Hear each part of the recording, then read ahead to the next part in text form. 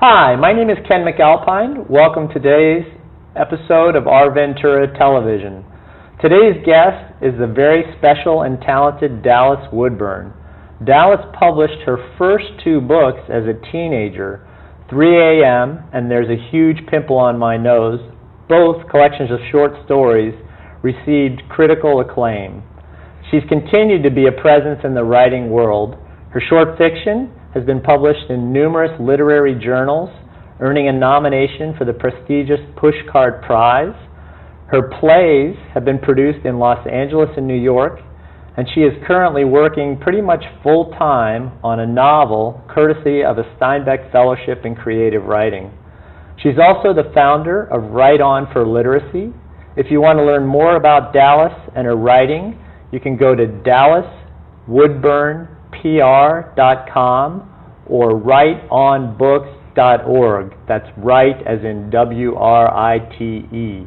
Welcome to the show, Dallas. Thank you. I'm so delighted to be here, Ken. Now, a lot of people know about your writing, I think, and more now. It's funny, I've read some of your stories, and they're brilliant. I don't read literary journals, but I have a more direct tie to you, and they're fantastic stories, and we expect grand things from you, not to put too much pressure on you. But I think a lot of people are aware of your writing, but they may not know as much about your incredibly kind efforts on the behalf of aspiring writers. Can you tell our viewers a little bit about Write On for Literacy, which I believe you founded in 2001? Yes, I would love to. Thank you for asking about Write On. I founded it in 2001 because I have loved to read and loved to write for as long as I can remember. And writing has given me so much. It's a way for me to express myself. It's given me confidence. It's helped me forge connections with other people, both my own age but also older and younger. And I feel like it's just made me a more empathetic and kind person. And so I wanted to do something to empower other kids and teenagers through writing and through reading. So I started Write On for Literacy. And were you a teenager when you started that? I was, yeah. Okay. I was at Cabrillo Middle School. I was doing the math. Actually. Yeah. Yep. Okay, so how old? I was 13. Okay. Yep. At Cabrillo. And so I really love doing writing camps, workshops for young writers. I do some individual mentorships with young writers, and I also do things like book drives and writing contests. Probably what I'm most proud of is an anthology that I edited and published called Dancing with a Pen. And it features 65 young writers, all the way from elementary school through high school, and it features short stories, poetry, essays that's entirely written by these young writers. And I'm really proud. A good amount of them are from Ventura County. So it's very exciting to feature our local young writers in addition to young writers from as far away as New Zealand and Singapore. I have to imagine all those books on coffee tables, you know, Yep. as the parents say, "Oh my," and it opens up, "Oh, look, coincidentally, there's my son's daughter's short story." Yep. Did you get a response? I mean, you must have gotten a response from some of those kids. I mean, how exciting. I mean, you were published as a teenager. Mm-hmm. You know, a lot of people's lifelong dream is to be published. I mean, that must give a young teenager so much confidence. I got some really wonderful letters from the young writers. There was one girl in particular who was having a hard time at school. She was being bullied and just was having a really hard time, her mother told me. And after the book came out, her class, her teacher showed it to the class and gave her this. They all cheered for her, and her mom said that she came home smiling from school for the first time in a really long time. So stories like that really make it all worthwhile. And I was also really excited by the response from young readers. My other goal was to have a book that's written entirely by young people, so as a young reader you can pick it up and think, every piece I'm reading in this has been written by someone like me. And so I think that empowers you also to realize if another fifth grader wrote a story like this, maybe I could do that too, or maybe I could paint a painting, or whatever their dream might be. Now, do you think it's interesting we're talking about teenagers, and we know in the writing world sometimes there's some concern about the amount of reading that's going on with the younger generation. What are your thoughts on that? Well, I love talking to classrooms and working with Write On because it gives me hope I guess, as a writer, because I think there is a lot of talk about kids these days don't like to read. Books are all going down the tubes. Who's going to read these books? And I think sometimes as a writer, I don't know if you feel this way, Ken, but sometimes that's all you hear is this negativity. And so I've seen exactly the opposite, especially my book drive that I do every year to deliver new books to underprivileged kids who might not have many books of their own. It's one of my favorite things every year, and it always just warms my heart so much, taking in these boxes of books, and I should take you with me sometime. I would love that. Yeah, I would love that. Plus, I still have a strong back. So, yeah, you can help me carry the boxes. Yeah, there we go. But the kids just swarm the boxes. They're so excited. I mean, you'd think they were filled with candy or cookies. I mean, they just can't wait, and they're going through, and they're so excited. So I really think that reading is just as important as it ever was. Right, I would agree. It's funny. I think you have to be optimistic in any career, but sometimes I think there's so many naysayers, and I'm not sure why. And in the literary world, there seem to be more than their share. So it's nice to hear that, and I have great faith in the next generation. Me too, definitely. Now, part of the problem for writers is they're books and books and books on writing. I mean, it just gets so confusing. We don't have much time, and that's a blessing. What advice would you offer to aspiring writers, regardless of their age? Well, my biggest advice would be to write, and to, when you're writing, especially getting that first draft down on paper, I think try not to censor yourself and try not to let those critical voices get in your head, and just try to get those words down on paper. Something that I learned as a young writer myself, and that I try to remember whenever I feel discouraged, or if I feel, who am I to write about this? I just think about how you're the only person with your own unique perspective and experiences. You're the only one who can tell this certain story. And so I think the most important thing is just to get those words down on paper. And I tell young writers, especially, we're all so busy these days, and with young writers, homework, sports, extracurriculars, sometimes it can feel overwhelming to try to fit in whatever their passion is. But I say, even if you can just take 5 or 10 minutes a day, even if you just cut out the commercial time of your favorite TV show.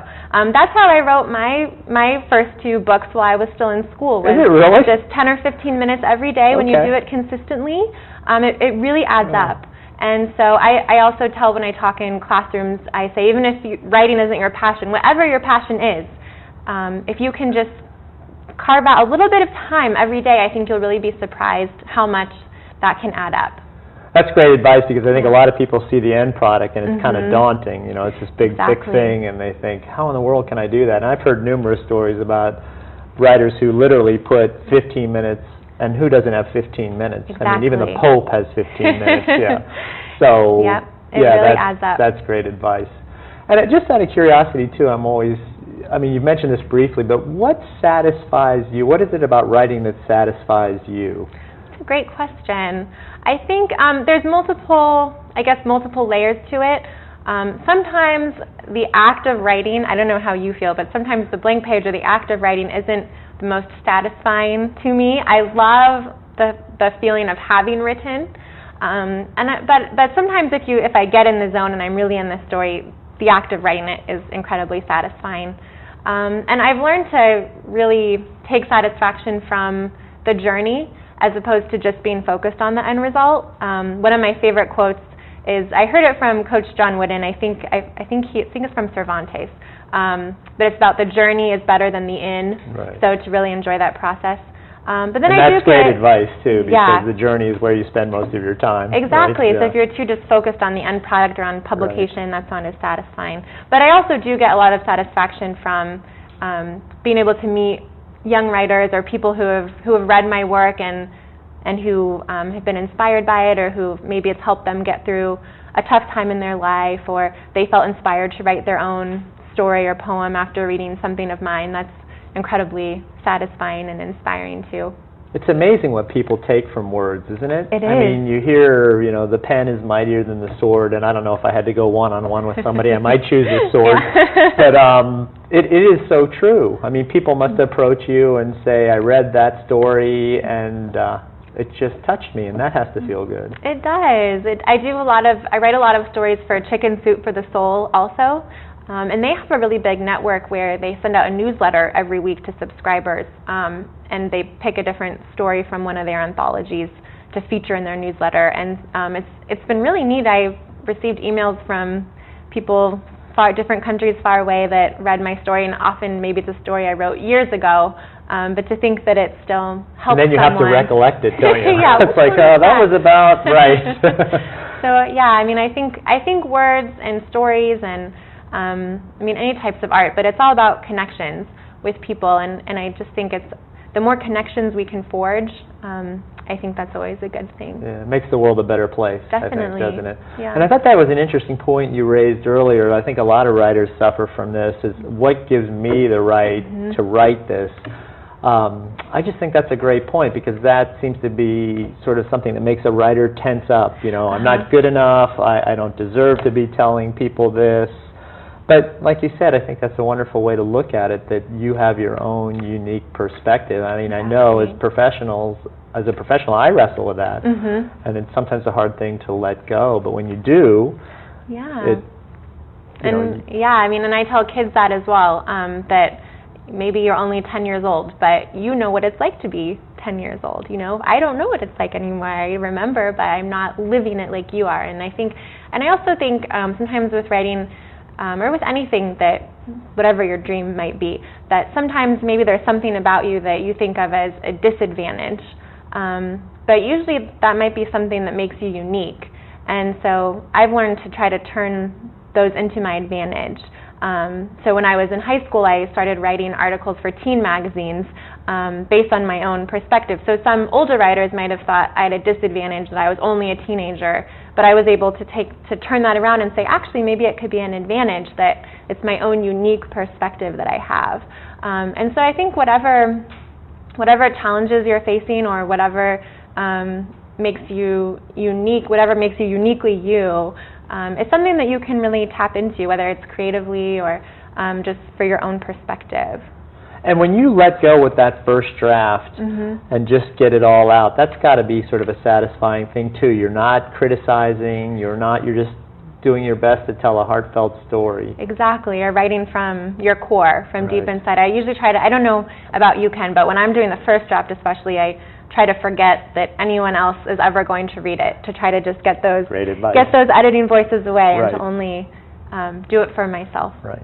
Now we're just about out of time. Is there anything you'd like to add, that, I mean, how people might reach you if they have more questions? I've seen you speak to groups, and I have to say, you're so sweet to the people you speak to, because writing's intimidating, and people make it intimidating, and it shouldn't be. And I think if our viewers learned anything in this show, it's that they can do it. But anything you'd like to add that you think is important, and how people might reach you? Yeah, thank you for mentioning. I love speaking to groups, schools, civic organizations, and I also do, I love working with young writers. So if anyone listening today knows of a young writer, wants to get in touch with me, I'll just repeat my websites again. WriteOnBooks.org, and that's WRITEON books.org. And then my name, DallasWoodburnPR.com. Thanks, Dallas, for being on the show. It's been as terrific as I knew it would be. Thank you very much. This is Ken McAlpine. Thank you for watching Our Ventura TV. Until we meet again, goodbye.